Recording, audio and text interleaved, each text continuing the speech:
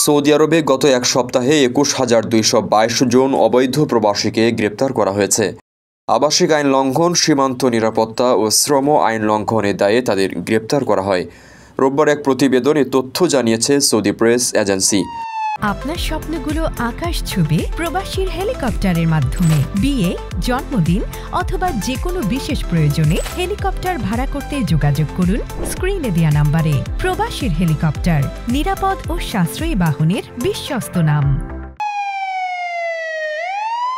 সরকারি প্রতিবেদনে বলা হয়েছে, তাদের মধ্যে ১৩,২০২ জনকে আবাসিক আইন লঙ্ঘন, ৪,৯১১ জনকে অবৈধভাবে সীমান্ত পার এবং ৩,১০৯ জনকে শ্রম আইন লঙ্ঘনের দায়ে গ্রেপ্তার করা হয়েছে।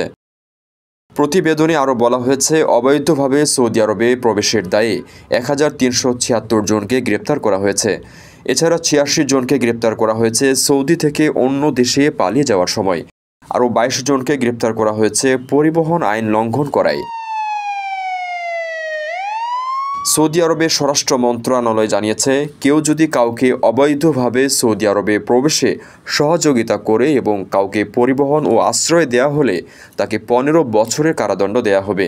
এছাড়া ১০ লাখ সৌদি রিয়াল জরিমানার বিধান রয়েছে, সঙ্গে তার সম্পত্তি এবং যানবাহনও বাজেয়াপ্ত করা হতে পারে।